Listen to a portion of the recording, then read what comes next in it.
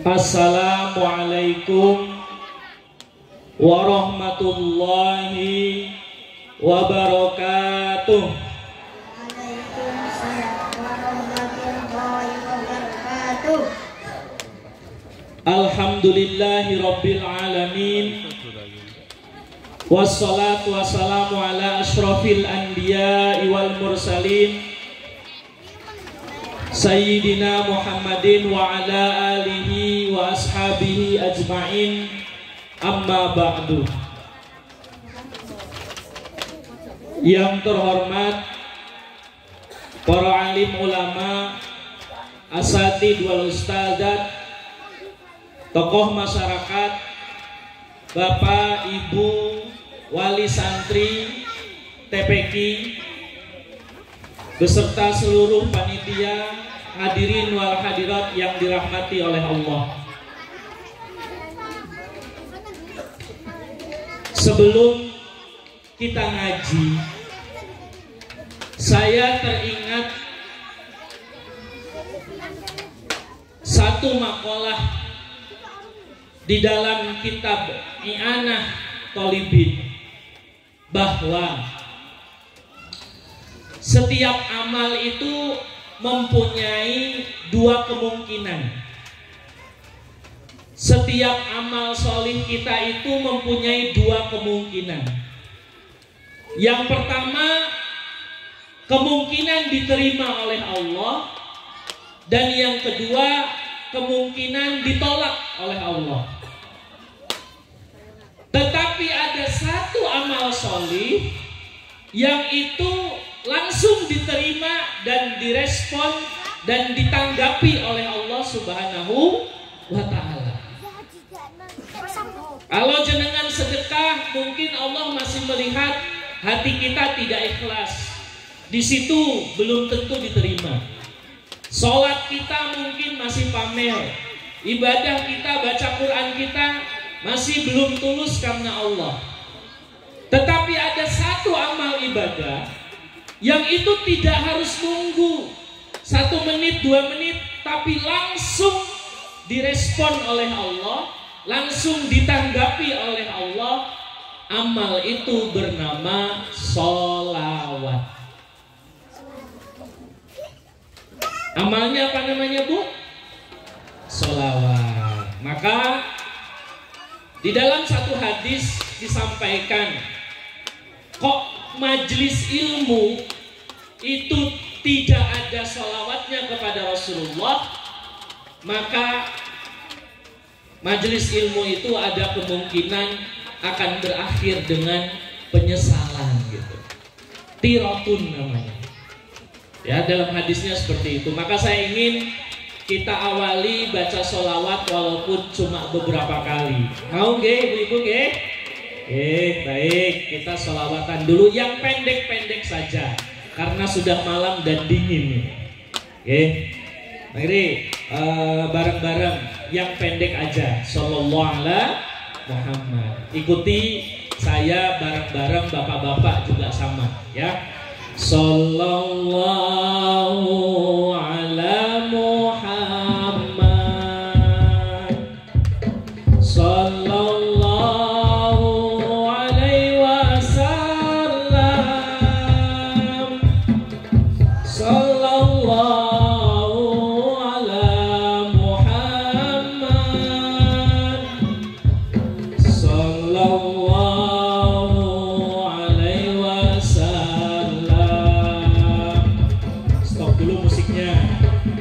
dulu. Saya pengen yang kedengeran suaranya itu ibu-ibu sama bapak-bapak sama anak-anak. Ya. Ya.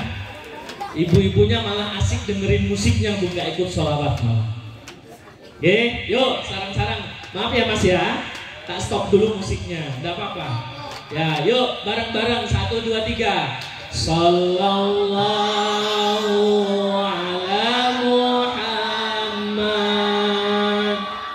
Sallallahu alaihi wasallam. Sallallahu ala Muhammad.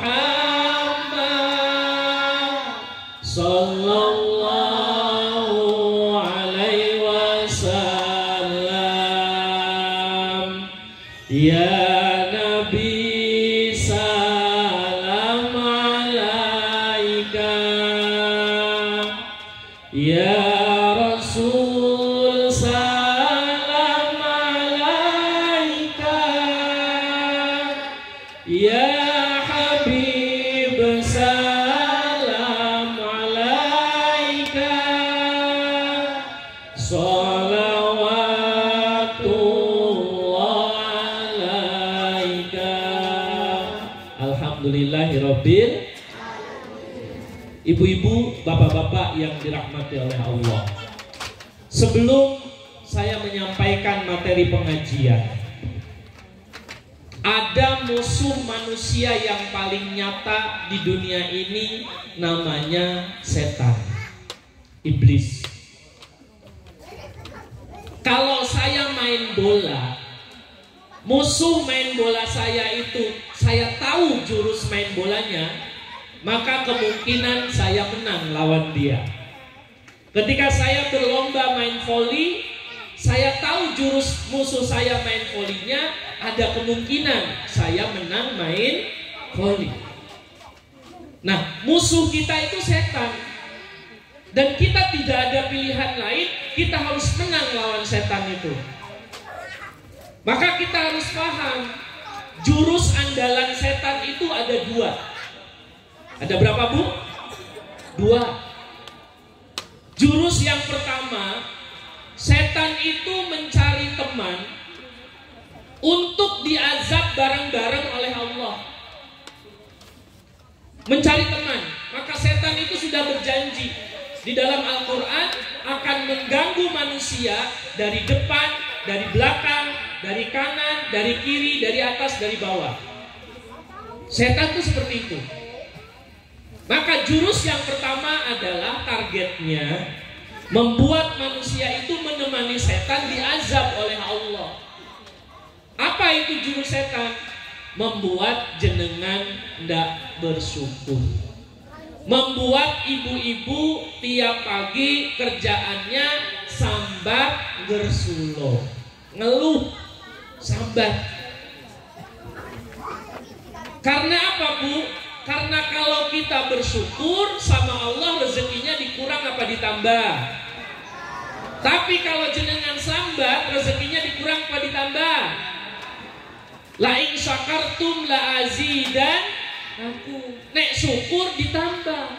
Tapi nek jenengan kufur, tidak mau syukur dengan nikmat Allah, kata Allah, inna adzabi lasyadid. Sesungguhnya azabku amat pedih.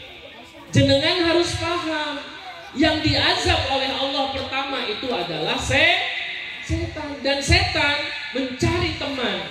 Caranya digoda hati manusia supaya setiap hari ngeluh, sambat, terus seperti itu, tidak mau syukur kepada Allah. Maka ketika jenengan di rumah itu adanya uring-uringan, sambat, ngeluh, ya, dengan kehidupan ini, dengan rezeki yang dikasih, dengan keadaan hidup jenengan, jenengan sambat, itu jenengan sedang dikuasai oleh yang namanya setan. Jelas ibu-ibu? Itu jurus pertama. Jurus pertama itu. Jurus yang kedua, setan itu jurus yang keduanya adalah bagaimana caranya kita itu tidak punya tempat di surga. Setan itu dikeluarkan dari surga karena sombong dan ngeyel kepada Allah, karena merasa lebih baik daripada Nabi Adam. Ya, ana khairun minhu, aku lebih baik dari dia. Maka saya duduk di sini kok ceramah pakai kursi ini, masya Allah, godaan setannya luar biasa, Bu. Ini setan ini di sini mengelilingi saya nih, Bu nih. Ya, setan ini bisikin dari saya, Saiful Bahri, kursinya keren loh. Kamu tuh dihormati banyak orang, dicium tangannya. Akhirnya hati saya menjadi sombong. Ini kursi panas ini, Bu.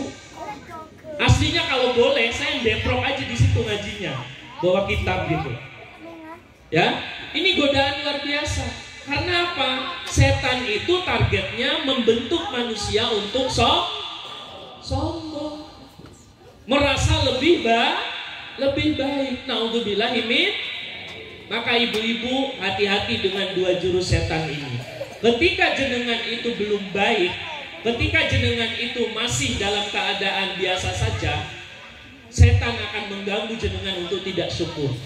Ketika jenengan punya kedudukan, jenengan punya harta, jenengan ahli ibadah, jenengan ahli taat, di situ setan menggelitiki hati kita untuk berbuat naudzubillahi min.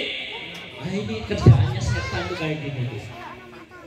Maka yang pertama, marilah kita bersyukur kepada Allah dengan bareng-bareng mengucapkan tahmid alhamdulillahirabbil. Bapak Ibu yang dirahmati oleh Allah. Yang kedua, semoga sholawat beserta salam selalu tercurahkan kepada baginda kita, Rasul kita Sayyidina Muhammad sallallahu alaihi wasallam.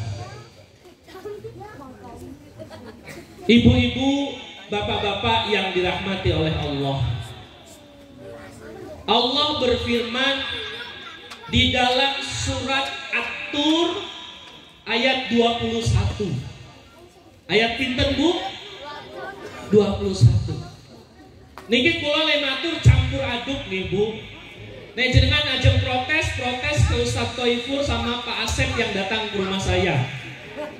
Ya, saya ini aslinya Banten ujung kulon, Pandeglang, bahasanya Sunda, tinggalnya di Magelang, disuruh ceramah di Ngablak. Tadi saya sholat isya di Surabaya Banaran itu, ya, nyuci kaca mobil banyak abu Merapi. Terus digodain ada ibu-ibu itu dua, alah mas dadak dilap barang, kan? Wong abune akeh. Ya saya sambil ngelapor lagi boten nopo-nopo Bu biar saya nggak nabrak gitu kan. Ya terus ibu-ibu jenengan ki arep ngendi? Kula ajeng dolan teng mriku niku Bu. Teng Ngablak, nanti belok kanan. Terus ibunya tuh cerewet sekali. Ya, malah nyeramahin saya itu. Terus ada satu ibu-ibu lewat. Ih, koyone aku kenal iki. Iki Pak Kiai iki. Ya. Terus ibunya yang nyeramahin saya, astagfirullah, maaf, malah megang pundak saya dua. Maaf ya Mas gitu kan. Ya. Karena saya tadi belum ganti baju. Jadi orang nggak tahu kalau saya mau ngisi pengajian, nggak apa-apa. Nah, ibu-ibu yang dirahmati oleh Allah, Allah berfirman dalam surat At-Tur ayat 21. Jenengan yang punya Quran, yang punya handphone bisa jenengan baca dan renungkan. Ayat ini luar biasa bagi saya.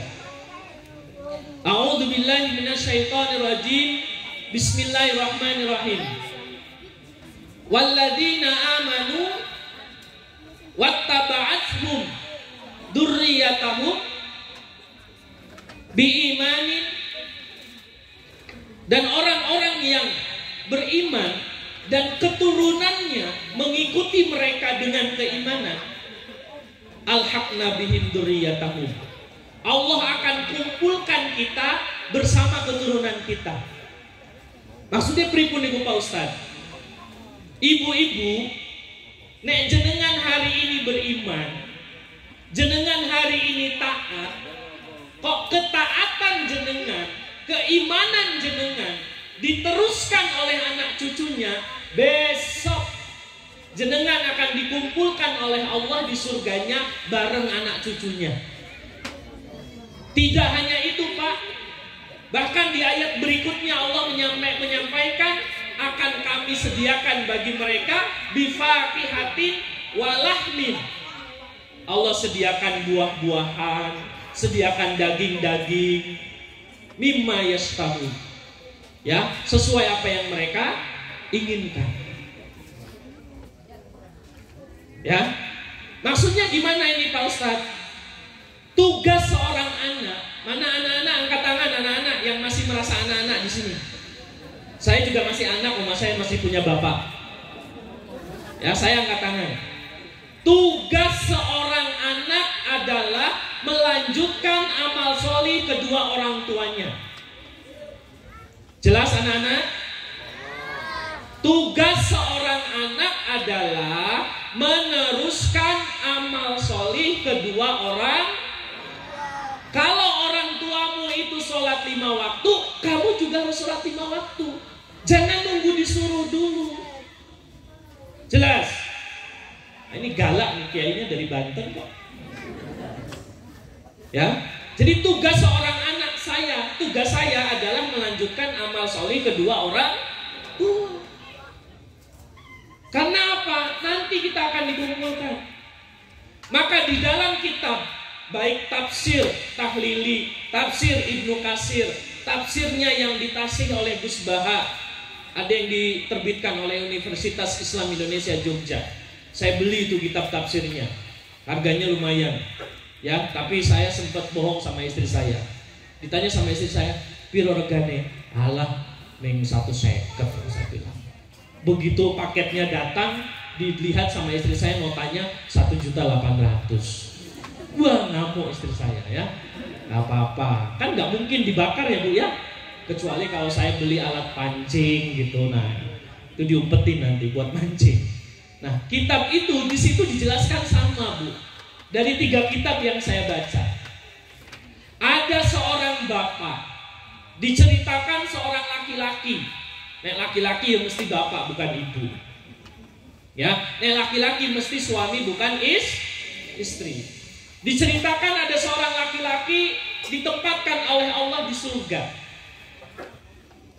Ya, ditempatkan oleh Allah di surga. Kemudian laki-laki ini bertanya, "Ya Allah,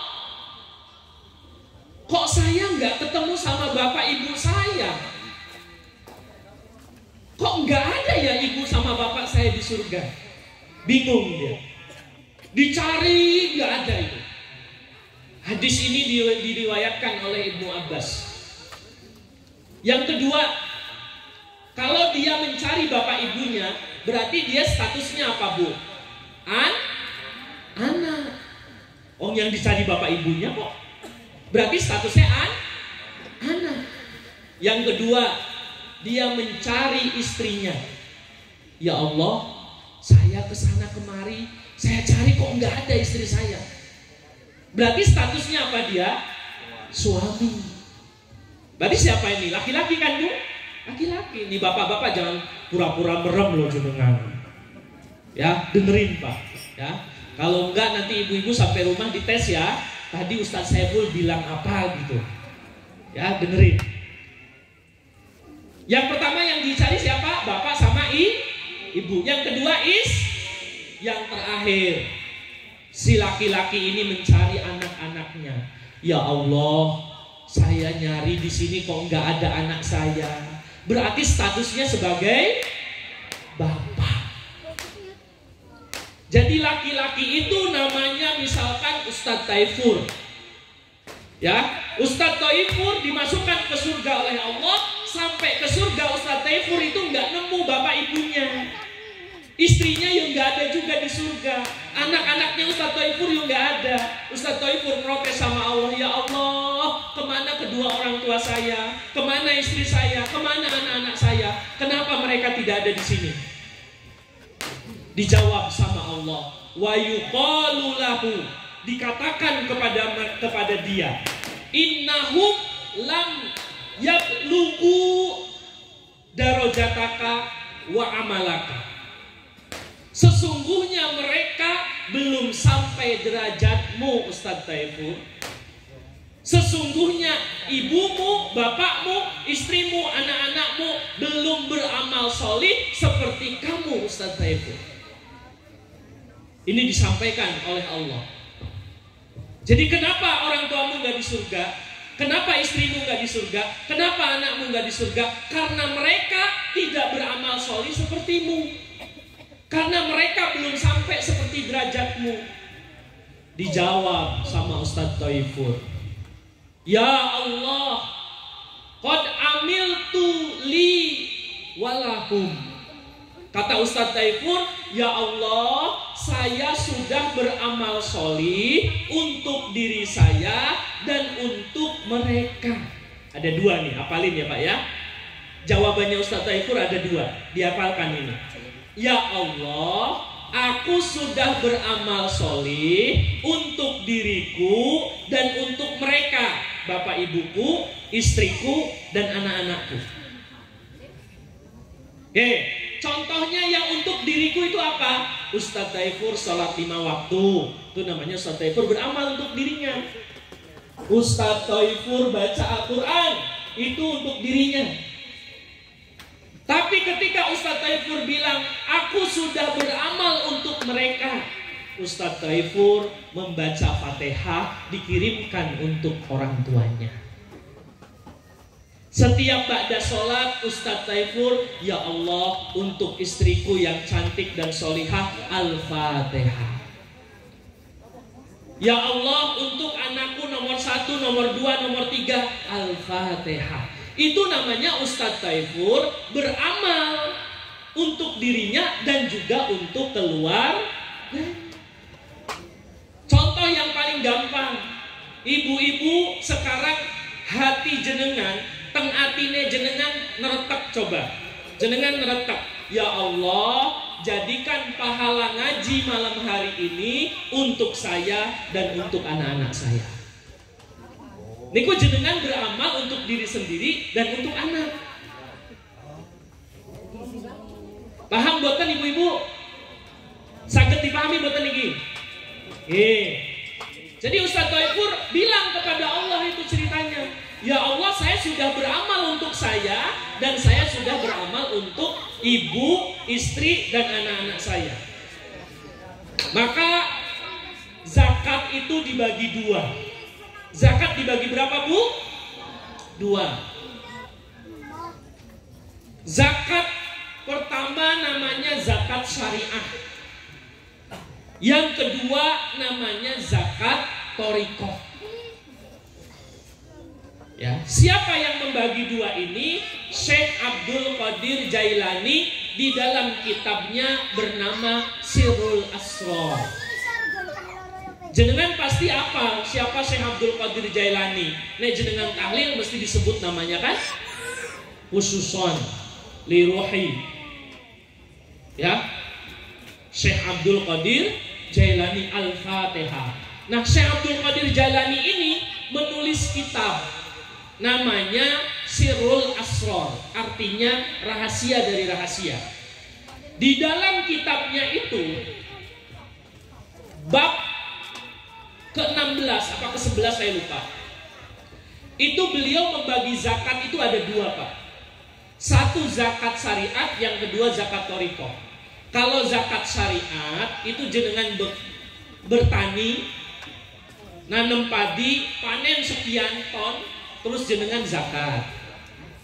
Ya, kalau disebutnya biasanya sedekah. Ya, maka ada yang namanya orang-orang yang berhak menerima itu, fakir miskin lah, ibnu sabil dan sebagainya. Jenengan sudah hafal itu. Ya, jenengan sudah hafal. Tapi ada yang namanya zakat thariqah. Zakat thariqah itu kata Syekh Abdul Qadir Jailani sifatnya mu'abbadah. Mu'abbadah itu nopo? Mu'abbadah itu adalah abadi selamanya. Contohnya apa? Contohnya jenengan ngaji di sini sama saya, jenengan minta kepada Allah, pahalanya diberikan juga kepada keluarga jenengan yang masih hidup dan yang sudah meninggal. Jenengan baca Al-Quran tiap malam, tapi jenengan bilang kepada Allah, meretak hatinya nang Gusti Allah, ya Allah, jadikan pahala baca Quran ini untuk saya, untuk anak cucu saya. Itu namanya jenengan zakat thariqah. Jelas ibu-ibu? Saged dipahami? Maka saya kasih PR nih jenengan, ibu-ibu, bapak-bapak, mulai malam hari ini jenengan harus rajin-rajin zakat thariqah, tidak hanya untuk yang sudah meninggal, tapi untuk anak-anak kita ini. Kalau Syekh Abdul Qadir Jailani menyebutkan zakat thariqah itu untuk siapa? Untuk yang fakir di dunia dan yang fakir di akhirat. Siapa yang fakir di dunia? Orang yang punya banyak dosa. Contohnya saya, jenengan, anak-anak kita. Yang fakir di akhirat siapa? Orang-orang yang sudah meninggal, yang di alam barzakh. Mereka ini sudah tidak bisa beramal sholih, maka kita kirimi. Itulah kenapa nek jenengan tahlil ditutup dengan doa Allahumma ausil sawaba ma qara'nahu minal Qur'anil azim wa ma halalna wa ma sabbahna wa ma astaghfarna wa ma shallaina. Sholawat, istighfar, tasbih, tahlil, bacaan Quran jenengan hadiahkan semuanya pahalanya. Itu namanya zakat thariqah. Kata siapa? Syekh Abdul Qadir Jailani yang merancang tahlil itu. Maka orang yang senang tahlil pasti senang dengan satu keturunan Rasulullah. Karena siapa? Syekh Abdul Qadir Jailani itu cucu Rasulullah. Orang yang senang tahlil pasti senang para habaib. Syekh Abdul Qadir Jailani itu siapa? Wali Allah. Maka orang yang senang tahlil pasti senang ziarah kepada wali Allah. Jelas ibu-ibu, bapak-bapak? Nggih. Nambah ilmu jenengan malam hari ini. Saya lanjutkan. Ustadz Thaifur menyampaikan kepada Allah, ya Allah, anak saya sudah saya kirim ke TPQ. Istri saya sudah saya suruh sholat 5 waktu. Orang tua saya sudah saya doakan. Ketika meninggal sudah saya tahlilkan. Saya kirim doa. Saya sedekahi. Anak saya sedekahi. Istri saya nasihati. Apa kata Allah? Fayu'maru bi'ilhaqihim bihi. Kemudian Allah memerintahkan orang tuanya, istrinya, anaknya bergabung bersama Ustadz Thaifur di dalam surga. Kenapa bisa seperti itu? Karena Ustadz Thaifur orang yang sholih, yang taat kepada Allah. Maka jadi bapak, jadi seorang laki-laki, tidak ada pilihan lain kecuali menjadi laki-laki yang baik, yang taat kepada Allah. Karena apa? Ketika Ustadz Thaifur itu menjadi laki-laki yang baik, Ustadz Thaifur bisa menarik kedua orang tuanya masuk surga, Ustadz Thaifur bisa menarik istrinya ke surga, dan Ustadz Thaifur bisa menarik anak-anaknya ke surga. Dan ini berlaku untuk siapapun yang posisinya sekarang menjadi bapak keluarga atau kepala rumah tangga. Yang laki-laki angkat tangan, yang laki-laki, ya, Mas. Gak ada pilihan lain. Seorang laki-laki gak ada pilihan lain. Harus menjadi laki-laki yang sholih. Karena kamu nanti di sana akan menarik kedua orang tuamu. Karena ketika kamu jadi suami, kamu akan bisa menarik istrimu. Ketika kamu menjadi seorang bapak, kamu bisa menarik anak-anakmu. Jelas? Saged dipahami? Nah, kemudian hadis ini dilengkapi dengan hadis berikutnya, itu di bawahnya dalam kitab itu. Innallaha la yarfa'u darajatal 'abdis sholih. Sesungguhnya Allah akan mengangkat derajat hamba yang sholih fil jannati, di dalam surga. Ceritanya gini, nek jenengan sulit memahami hadisnya. Ada seorang laki-laki itu dimasukkan oleh Allah ke surga. Sampai di surga itu bingung. Ya, bingung. Seperti yang jaga sound system ini bingung, Bu. Karena suara saya cempreng. Diputer-puter nggak ketemu dari tadi. Ya, suara saya emang cempreng, Pak. Ya, bapaknya bingung, digedein bassnya hilang gitu kan. Dikecilin bassnya, sakit di telinga, ya. Sengaja biar nggak ngantuk ibu-ibu itu. Ya, saya itu 5 bersaudara laki-laki, Bu. Ya, bapak saya petani, ibu saya buruh. Kadang jadi ibu rumah tangga. Bapak saya sekolahnya cuma sampai SMA kelas 1. Terus jadi kuli tukang pikul beras. Ya, dulu di kapal ke mobil truk. Hidup di kampung, gak ada sinyal sampai sekarang. Tapi punya anak 5 laki-laki, semua dikirim ke pesantren di Jawa Timur. Saya berangkat ke pesantren sendirian. Modalnya apa? Jual kambing 13 ekor. Karena saya dari kelas 4 SD, kelas 5 SD, saya pulang sekolah tuh ngarit sampai kelas 3 SMP. Jadi pas kelas 5 itu kambing saya cuma 2. Begitu kelas 3 SMP, kelas 9, kambingnya tahu-tahu sudah 13. Saya pengen pensiun jadi tukang ngarit, kambingnya saya jual, uangnya saya pakai buat masuk pesantren. Dari Banten saya berangkat sendiri ke Jawa Timur. Kenapa sendirian? Karena uangnya kurang. Kalau diantar uangnya nanti tidak cukup. Maka bapak saya bilang, kowe mangkat dewe, nek aku ngeterke duitnya ra cukup. Mending kowe mangkat dewe wae, sing penting iso masuk pesantren. Akhirnya saya berangkat sendiri, beli tiket bis malam dari Cilegon sampai ke Madiun sendirian. Nangis enggak, Bu? Nangis. Ya, nangis. Tapi kenapa saya masih terus aja? Karena saya punya cita-cita. Punya apa anak-anak? Punya apa?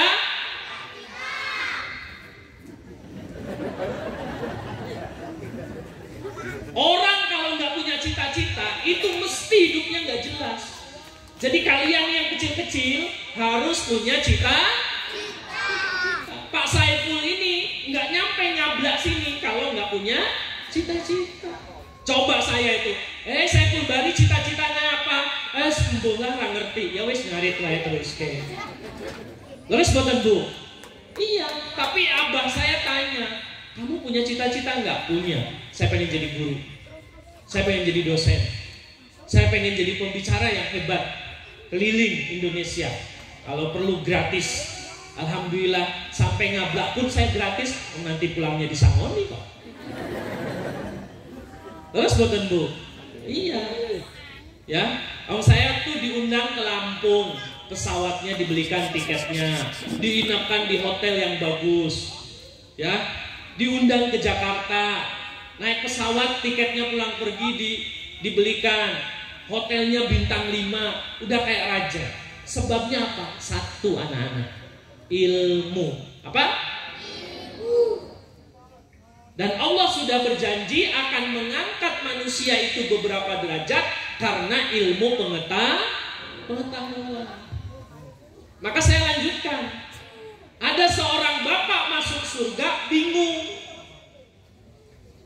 Bingung, Bu. Wah, kok aku di surga gitu. Bingung bapak ini.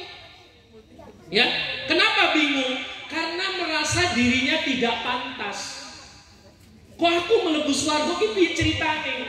Kemudian dia tanya kepada Allah, "Anna li hadihi." Dia tanya, "Ya Allah, kok saya dapat surga? Kok saya di sini? Saya ini nggak pantas gitu."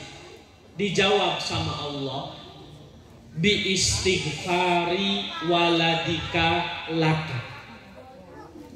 Kata Allah apa? Kamu aku tempatkan di surga sebabnya satu. Karena istighfar anakmu setiap hari untuk orang tuanya. Jadi bapak ini, laki-laki ini masuk surga karena istighfar anaknya. Karena apa anak-anak? Istighfar anaknya. Maka jenengan nek ba'da sholat ya, istighfarnya apa? Astagfirullahaladzim li wali walidai. Kalau jenengan gak hafal ya makanya tiap ba'da sholat anak-anak wajib. Anak-anak ini wajib ya. Robbi, ini wajibnya wajib Pak Saiful, bukan wajib dari wajib. Saya sebagai guru mengatakan gini, anak-anak biasakan, wajibkan dirimu untuk selalu mengatakan Robbi firli wali walidayya warhamhuma kama robbayani. Karena apa? Di dalam hadis itu disebutkan ada seorang bapak yang merasa dirinya tidak pantas di surga, tapi Allah tempatkan di surga sebab anaknya rajin istighfar untuk bapaknya. Jadi anak-anak harus sering-sering, ya, harus sering-sering. Terus gimana itu Pak Ustadz? Gimana caranya agar anak kita itu seperti itu? Nah ini materi malam hari ini yang ingin saya sampaikan ini. Tadi yang pertama, jenengan yang beriman, ya, walladzina amanu wattaba'athum dzurriyyatuhum. Kok diikuti keimanannya oleh anaknya? Kata Allah, akan kami hubungkan mereka, akan kami kumpulkan mereka nanti di surga jadi satu. Ya, bahkan Allah akan menyediakan mereka apa? Bifaqihatin walahmin. Allah akan sajikan kepada mereka buah-buahan, daging sesuai yang mereka inginkan. Bapak Ibu yang dirahmati oleh Allah, sebelum kita masuk materi yang kedua, ayo kita sholawatan sama-sama. Anak-anak semuanya, yuk sholawat ala Muhammad aja. Kamu yang nyanyi, ya, dimusiki sekalian. Bisa? Yuk, 1, 2, 3. Sallallahu ala Muhammad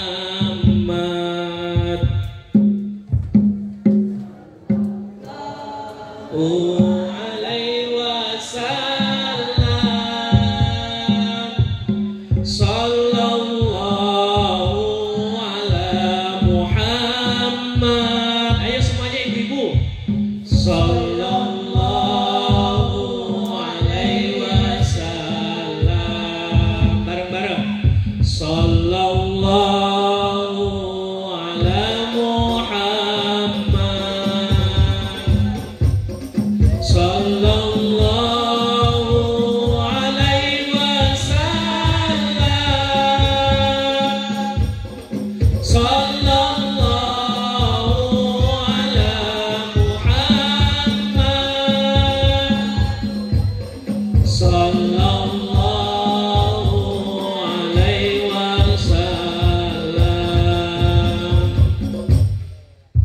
Ibu-ibu, bapak-bapak yang dirahmati oleh Allah, terus bagaimana membentuk anak-anak itu supaya bisa mengantarkan kedua orang tuanya ke surga? Yang pertama, ibu-ibu, yang pertama, jenengan harus menjadi contoh. Karena anak itu fotokopi bapake karo ibuke. Ya Bu ya? Fotokopi cetakannya itu orang tuanya. Suatu ketika ada anak SMP, itu maksa ibunya untuk beli sepeda motor. Bapaknya jadi tukang kuli bangunan di Jakarta, ibunya tinggal di Muntilan. Anak ini kelas 7. Ibunya itu sampai nangis-nangis ke sekolah, bingung ngadepi anaknya yang minta sepeda motor metik. Sampai nangis-nangis, ini anak saya harus diapakan. Kemudian dicoba dinasehati, anaknya ini nggak mempan, ngeyel, ngamuk, ya, ngancam ibunya. Bahkan sering main pulang sore, kadang pulang malam, sampai rumah marah-marah, disuruh bantu orang tua membantah dan lain sebagainya. Sampai akhirnya dia bertanya kepada kepala sekolahnya, teman saya, anak ini harus diapakan? Kemudian teman saya selaku kepala sekolah, Bu, mbok jenengan coba datang ke rumah mertua. Tanya ke mertua jenengan, biyen ciliane bapake bocah kuwi piye? Pas kecilnya bapaknya itu kayak apa gitu loh. Coba jenengan tanya sama mertuanya. Akhirnya ibu ini betul-betul melaksanakan nasihat itu. Datanglah ibu ini ke rumah mertuanya, tanya, Bu, biyen bapaknya anak-anak itu pas kecil dulu kayak apa? Ibu mertuanya jawab, gimana Bu? Biyen pas kecil kayak pokoknya bocah wakal, wangel dikandani. Terus ibunya langsung ngelus dada. Terus pulang lapor ke sekolah, Pak, ternyata sama seperti bapaknya. Ya, seperti siapa? Seperti bapaknya. Nah, maka Bapak Ibu, kenapa bisa seperti itu? Nah, ini yang isi saya pakai. Kenapa bisa seperti itu? Karena contoh gini, kalau anak saya nakal, itu saya tidak pernah menyalahkan anak saya, tapi saya langsung melihat diri saya. Mungkin saya tidak melakukan perbuatan amalan yang dilakukan oleh abah sama ibu saya. Jadi kalau anak saya bermasalah, itu anak saya nggak saya marahin dulu, Pak. Anak saya nggak saya seneni dulu. Tapi apa? Saya langsung lihat diri saya. Jangan-jangan saya tidak melakukan amal solih yang dilakukan oleh ibu sama abah saya. Jadi sumber kenakalan itu karena kita tidak meneruskan amal solih mbahnya anak-anak mbien.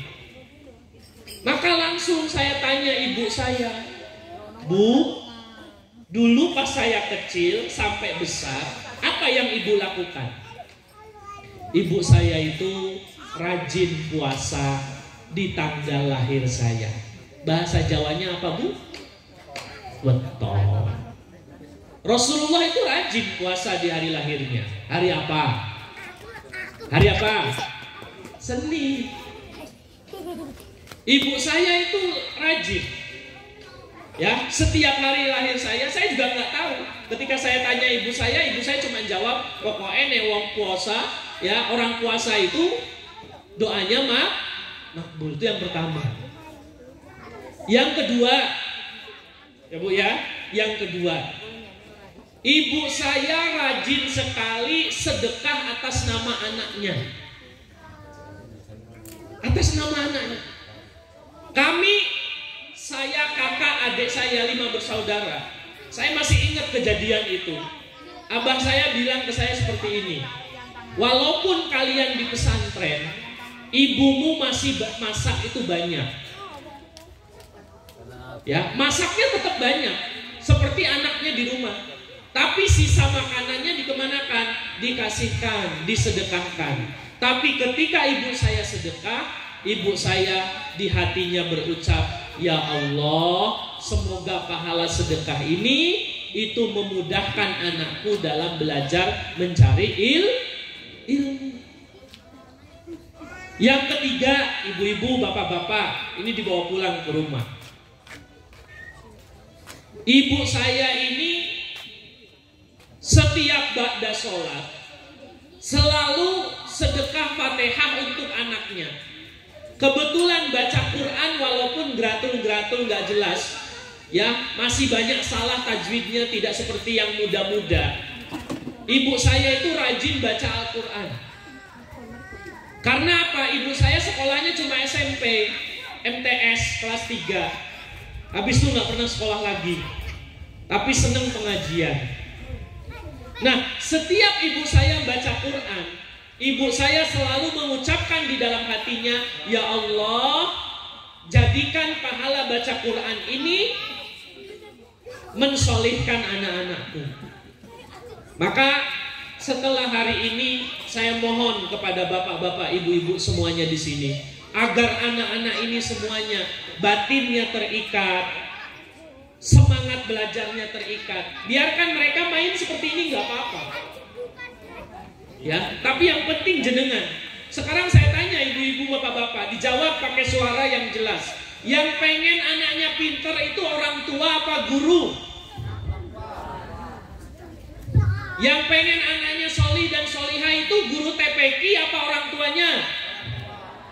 Harusnya yang rajin berdoa, mendoakan anaknya, mendasehati anaknya, itu bukan guru TPQ-nya, tapi orang tuanya. Orang tuanya. Dan nasihat harus diawali dengan doa dulu. Kalau Pak Saiful gimana setiap hari? Jujur Pak, saya setiap ba'da sholat maghrib selesai mimpin doa di masjid itu, ya begitu jamaah bubar, ada yang ba'diyah dan lain sebagainya, saya khususkan 1 Fatihah untuk istri saya, 1 Fatihah untuk anak saya nomor 1. Saya sebutkan namanya. Dan itu rutin tiap ba'da sholat saya lakukan. Supaya apa? Ngikat batinnya supaya mudah dinasehati. Siang terakhir, yang keempat, ibu-ibu, bapak-bapak. Kalau jenengan itu pengen anaknya menjadi anak yang berilmu, yang soleh dan sebagainya, orang tuanya harus semangat ikut pengajian, cari ilmu, duduk di majelis ilmu. Itu kuncinya. Ya, kuncinya seperti itu. Nggak ada pilihan lain. Maka Imam Al-Ghazali pun orang tuanya seperti itu. Imam Al-Ghazali itu ulama besar, ulama dunia. Tapi di balik kehebatan Imam Al-Ghazali yang terkenal dengan kitab Ihya Ulumuddinnya, ada sosok seorang bapak yang hebat, tukang tenun, Pak. Tukang tenun itu loh, gulung benang. Ya, apa yang dilakukan bapaknya? 1, tidak pernah memasukkan ke perut anaknya barang yang haram. Jadi ayahnya Imam Al-Ghazali itu berusaha agar yang masuk ke perut anaknya itu yang halal. Itu yang pertama. Yang kedua, ayahnya Imam Al-Ghazali ini selesai bekerja selalu hadir di majelis ilmu, belajar mencari ilmu. Supaya apa? Supaya anaknya bisa meneruskan, mengimbangi anaknya. Karena apa? Kalau orang tuanya itu tidak mau hadir di majelis ilmu, sedangkan anaknya belajar ilmu, ini akan jadi masalah suatu hari nanti. Ya, akan jadi masalah. Maka orang tua mau nggak mau harus hadir di majelis ilmu. Bapak Ibu, orang tua, hadirin wal hadirat yang dirahmati oleh Allah. Yang ketiga, yang ingin saya sampaikan malam hari ini. Anak-anak itu sekarang sudah terbiasa dengan yang namanya handphone. Leres boten Bu? Leres boten? Sekarang pilih ibu-ibu, mana yang bagus? Membiarkan anak main handphone atau main bola? Mana yang bagus? Main bola. Main bola. Sekarang saya tanya lagi, mana yang bagus? Membiarkan anak mainan handphone atau membiarkan anak pergi ke sawah? Mana yang bagus? Nah itu. Saya 2 minggu kemarin itu menemani seorang anak bolak-balik ke rumah sakit jiwa. Rumah sakit jiwa itu tempatnya orang apa? Macam-macam Pak sekarang itu isinya. Tapi yang saya antar itu adalah anak SD kelas 2 ya, yang bermasalah. Salah satu sebabnya karena ada lagi kelas 6. Kelas 6 ini kebanyakan main handphone. Akhirnya apa? Harus dibawa lagi ke rumah sakit jiwa, diterapi di sana. Gara-gara apa Bu? Error sininya, tidak kuat. Ya, tidak kuat. Yang salah siapa? Bapaknya. Anak itu ulang tahun, sama bapaknya dibelikan handphone. Handphonenya bagus. Akhirnya anaknya main handphone terus sampai kecanduan, nggak pernah main yang lain. Tiba-tiba konslet kepalanya. Ya, konslet. Akhirnya mau nggak mau harus terapi. Yang ketiga, rumahnya mungkin sana. Ya, daerah mungkin. Suatu hari ada ibu-ibu sama anaknya perempuan datang ke rumah saya, menceritakan bahwa sana anaknya itu harus dirawat di rumah sakit jiwa. Karena apa Bu? Seharian pergi dari rumah hari Minggu, ketemu teman-temannya main game. Pulang-pulang error. Ini terjadi nyata. Sampai ibunya nangis di tempat saya itu. Padahal itu sudah kelas 6. Kenapa ini saya sampaikan? Ibu-ibu, bapak-bapak yang dirahmati oleh Allah, handphone itu sudah masuk ke kampung-kampung. Terus betul. Handphone sudah masuk ke desa-desa. Maka jenengan boleh saja di rumah ada handphone. Boleh. Tapi tetap ibu-ibu khususnya yang di rumah setiap hari harus bisa mengkontrol. Dan jenengan harus bikin aturan. Ya, main handphone itu boleh, tapi harus ada aturannya. Ini penting saya sampaikan. Ini penting saya sampaikan. Karena apa? Ketika anak itu sudah kecanduan handphone, disuruh belajar, gampang apa angel? Oh, ibunya bilang angel. Ya. Nah, ini saya ingatkan malam hari ini. Supaya apa? Supaya jenengan itu tegas, Bu. Tegas. Ya, tegas sama anak. Saya tegas sama anak saya. Pegang handphone hanya hari Minggu. Itu anak saya, Bu. Ya, Senin sampai Sabtu sekolah, kerjakan PR. Kecuali ada tugas yang harus dicari di YouTube atau di internet. Selain itu, anak saya hanya saya izinkan pegang handphone itu hari Minggu. Itu pun hari Minggu saya buat anak saya capek dulu. Ngapain? Cuci sepatu, bereskan kamar. Karena apa, Bu? Usia kelas 2 SD normalnya itu harus sudah bisa cuci sepatunya sendiri. Bukan ibunya. Anak kelas 2 SD itu harus sudah bisa merapikan kamar sendiri. Kalau enggak repot nanti besarnya, manja. Nah, maka ibu-ibu harus punya aturan. Sekarang saya tanya ini, ibu-ibu jawab jujur nih yang hadir di sini. Jenengan itu paling sering emosi itu pagi hari apa sore hari? Pagi hari. Satu, jenengan harus bangun duluan, betul enggak? Iya. Karena apa? Kalau perempuan itu enggak bangun duluan di rumah, kesiangan semua. Kawanan kabeh itu. Itu hebatnya perempuan di situ.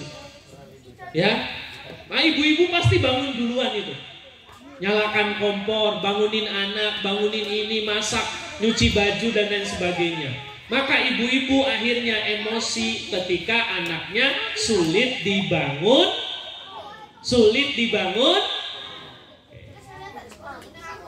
Terus gimana Pak Saiful? Kembali lagi. Saya akan menyampaikan ilmunya. Ini yang terakhir, setelah itu saya tutup. Kalau yang tadi mungkin jenengan boleh nawar ke saya. Pak Saiful ilmunya yang tadi bagus, enggak saya bawa, monggo. Tapi yang terakhir ini jenengan wajib bawa pulang. Maka saya kembali berdiri, ya, biar bisa melihat yang ngantuk siapa aja. Ya, ibu-ibu, bapak-bapak yang dirahmati oleh Allah. Saya sering kedatangan tamu di rumah. Ya, curhatannya selalu sama, Pak, anak kulo angel kandanane. Pak, anak kulo, nah semuanya macam-macam. Saya tidak punya jawaban kecuali hadis Rasulullah yang diriwayatkan oleh Imam Al-Bukhari. Hadisnya seperti ini. Saya ceritakan saja biar jenengan gampang memahaminya. Manusia itu diikat oleh setan 3 ikatan. Berapa ikatan, Bu? Ditaleni sama setan tuh diikat. Salasa uqodin. Apanya yang diikat? Kofiah. Ini kofiah tuh sini nih. Ya, leher bagian belakang. Nek yang saya pakai ini namanya kopiah. Nek ini namanya apa, Bu? Kofiatun bahasa Arabnya. Tungku ya. Tengku apa tungku nih? Sini apa Bu namanya, Bu? Tenguk. Ya, terserahlah bahasanya. Leher bagian belakang. Nah, saya bahasakan tengkuk ya. Ya, terserah dengan apa bahasanya. Pokoknya sini. Setan, kata Rasulullah, bukan kata saya. Kata Rasulullah dalam hadisnya, setan itu mengikat tengkuk kepala manusia. Setiap malam saya jenengan anak-anak 3 ikatan. Ini tali diikat. Set, set, set 3 kali. Berapa kali Bu?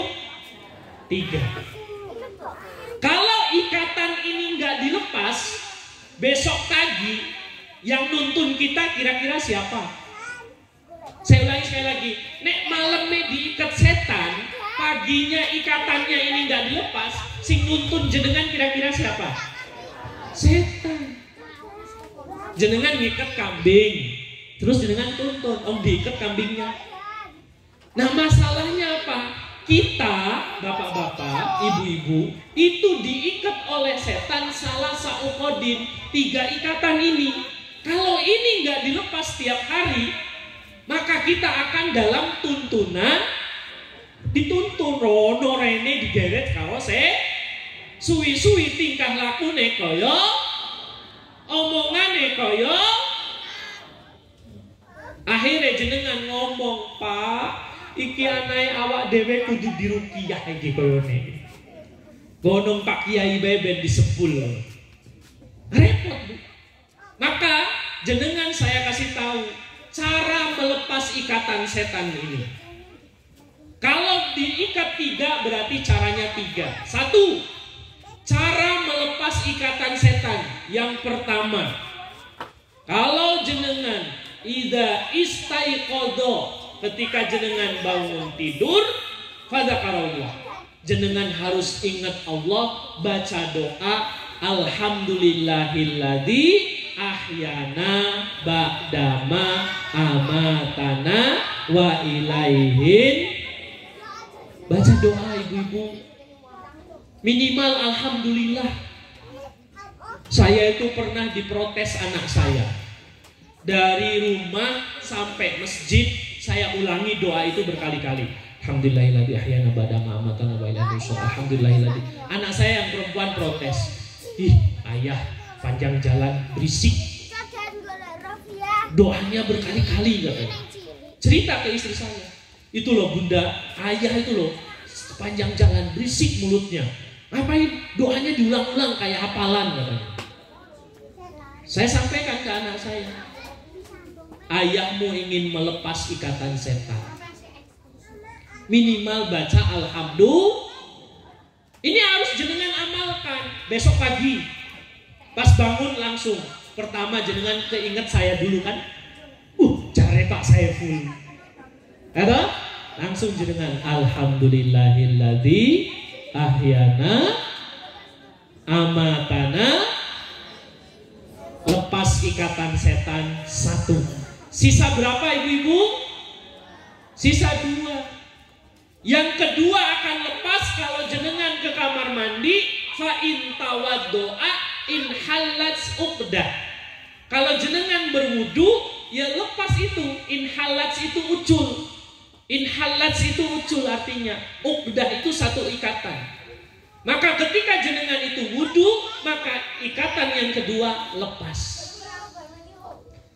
Ya, jangan ke kamar mandi pipis, balik tarik selimut lagi. Yuk tarik ini meneng karo setan. Ya, terus ke adem kok ya. Paham? Yang pertama bangun tidur baca yang kedua ke kamar mandi sisa berapa ikatan? Berapa ikatan? 1. Yang terakhir wa in sholat. Kalau jenengan terus sholat, nek belum subuh ya tahajud. Kalau sudah subuh sholat subuh. Bayangkan ibu-ibu, bapak-bapak, ada manusia tangine awan ora tahu subuhan. Berarti pendak dino diikat dalam tuntunan Jadi jangan kaget nek kelakuane kaya jenengan sendiri sih ngomong. Jelas? Waktu lo tang ini jam mana ya Pak? Saya pun jam 5:30 tetap sholat subuh. Ya Bu ya? Ya Pak? Mulai besok jangan mau diikat sama setan. Anak-anak nih terutama. Ya, anak-anak terutama. Ini orang tuanya ya kebangetan nih nggak subuhan. Ya, jangan sampai besok pagi nggak subuhan ditanya sama Allah. Sampai kok orang subuhan, Pak Ustadz kayak ngaji suwi tenan. Justru saya ngasih ilmunya malam hari ini bahwasanya jenengan harus melepas ikatan. Apa kata Rasulullah ketika jenengan berhasil melepas ikatan? Fa asbaha nasyiton thayyiban nafsi.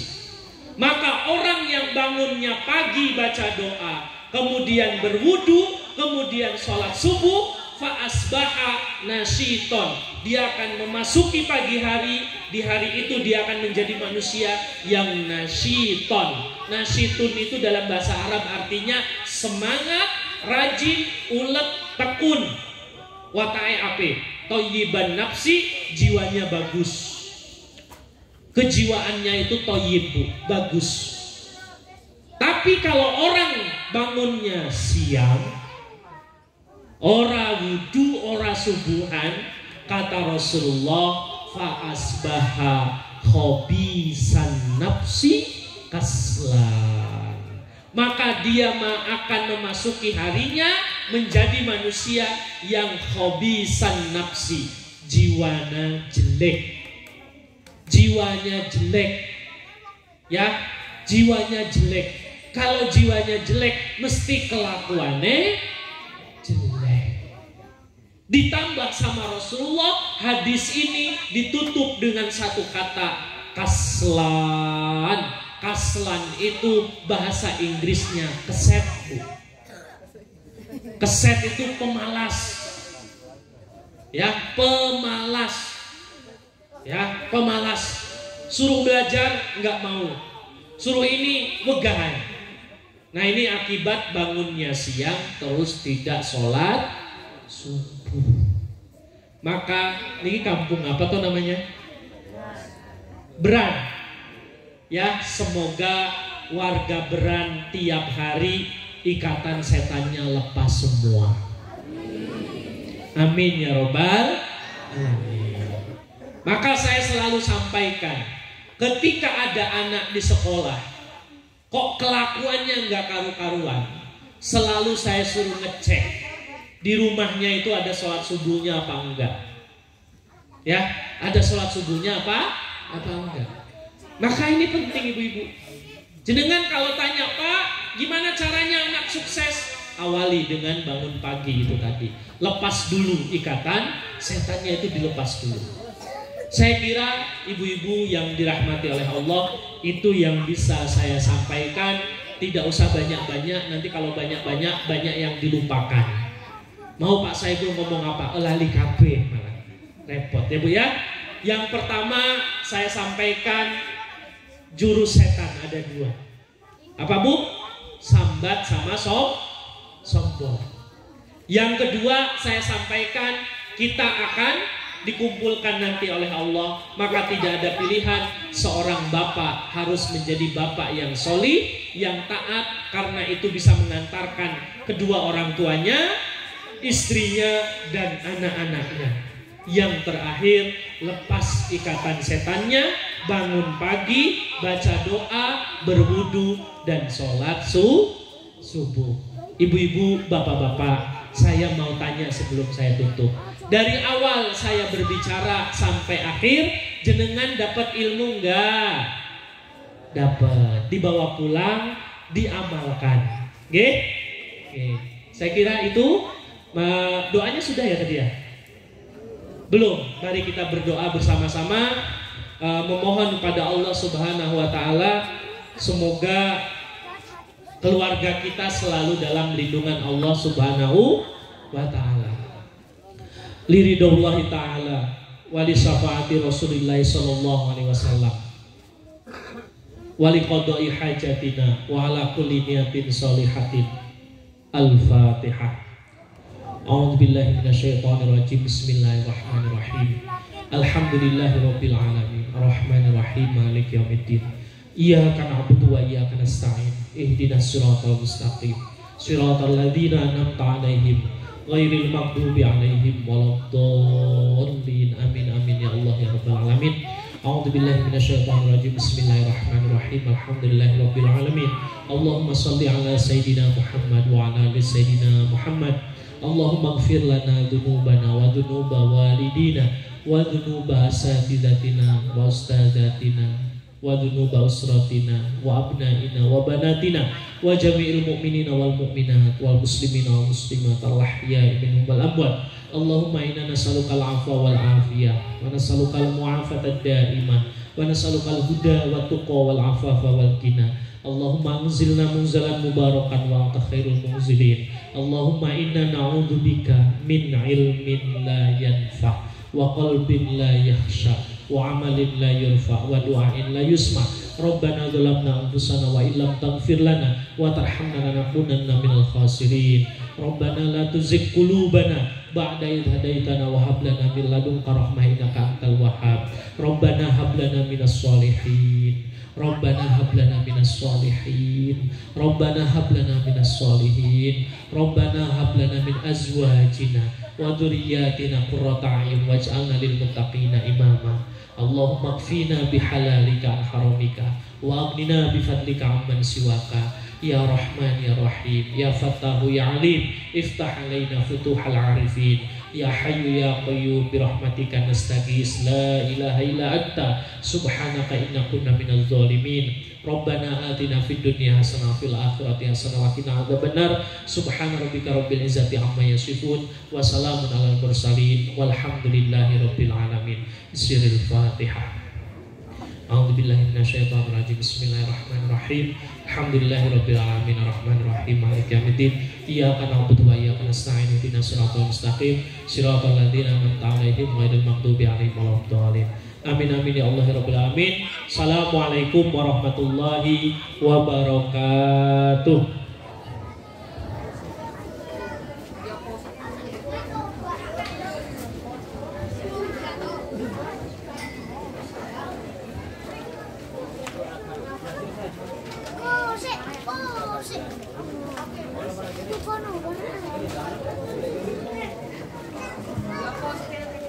Amin.